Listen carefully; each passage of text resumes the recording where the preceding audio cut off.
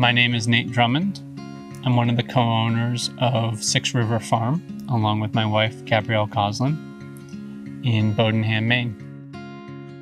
I think by 2009, 2010, there was starting to be a winter farmers market in Brunswick that we wanted to participate in. And as the farm was getting a little bit bigger, we had the ability to invest in a few tunnel structures, which helped give us the capacity to start growing more greens for the wintertime. And as the years have gone by, that element of the farm has grown fairly significantly. It's certainly a place that we've seen a lot of demand from customers, and also realize that for our farm, it's given us the ability to sort of keep our customer base both engaged and sort of regularly supplied all year round, which has huge marketing benefits for us.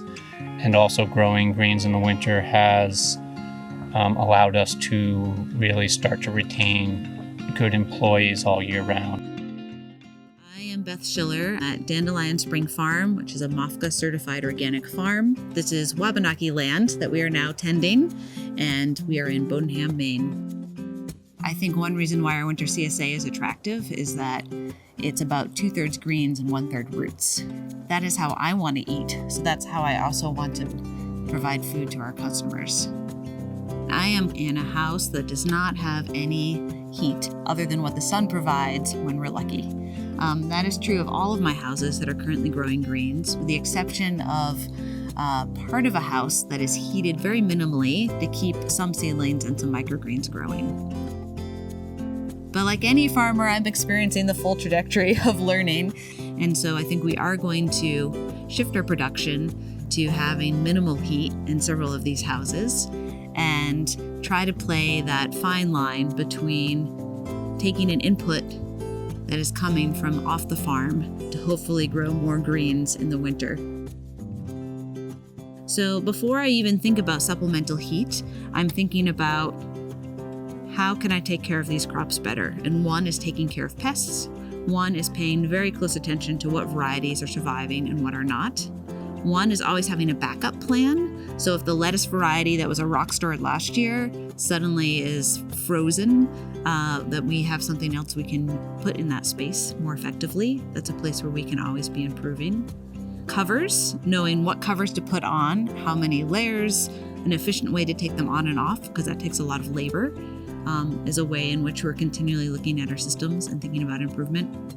And we forget that these crops are often surviving because they are in healthy soil and they have the right nutrient mix. And we forget about the biology and the chemistry.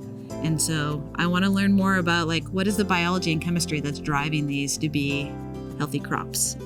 As I see us make improvements and learn more about how to be more efficient with our space in our houses, I am going to be able to keep more staff on throughout the winter. I'm going to be able to serve my restaurants a wider variety of food year round. And those two things are the key business changes that the houses are impacting the most. So we're here in this tunnel that we call BT1, and we have a heating system in this tunnel that has a forced hot air heater, a sun air heater. At the end of the day, we pull the covers over the crops, and then at nighttime, as the temperature dips, if it dips down to say 35 degrees, the thermostat will click on and tell the heater to turn on.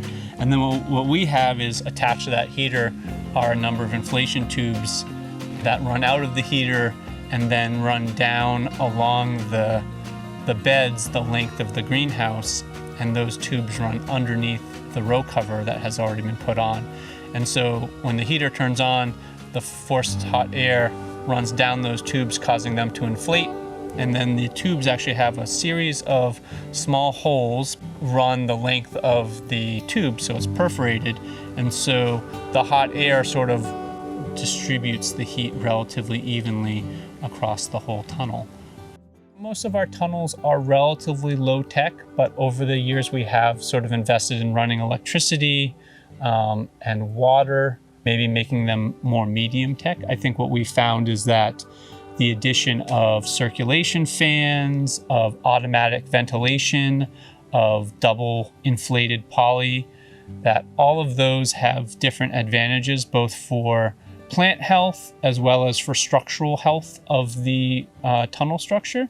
From a cost perspective of our system of heating with propane forced hair, it tends to be a relatively inexpensive system to purchase and set up, but ultimately, there are fuel costs there. And right now we have a solar array on the farm that offsets most of our electricity use on the farm over a 12-month period, and there are a lot of good incentives in place to expand solar generation. So the ability to sort of pair that with some sort of efficient heating within greenhouses is also intriguing. My name is Kate Holcomb. I'm the manager at Canopy Farms L3C, which is an aquaponics greenhouse in downtown Brunswick, Maine. We have composite arches and polycarbonate panels. We also employ a GrowLink monitoring and control system, so that allows us to automate some tasks like heating and ventilation, as well as lighting. And we can also manipulate those things from anywhere, so we can kind of control things from afar, even if we're not on site. Besides, it's really important that you know your market and you know exactly what you're going to do with the products coming out of your facility, because it is expensive and you need to be very efficient in order to capture those costs. So when I think about what crops are best suited for extending seasons and winter markets, the first thing that comes to mind is the word variability. And I feel like the varieties and the type of things that customers are calling for now is very different than what they called for a couple years ago. It's easy to follow lots of spreadsheets and rhyme and reason, but I feel like ultimately be bold, like try new varieties. We're standing in a house and half of it is planted to herbs that are not doing great, but by planting them, we now have a better idea of which houses these herbs might be grown in the winter, where they might succeed, and which varieties might succeed. So ultimately I say, take some risks.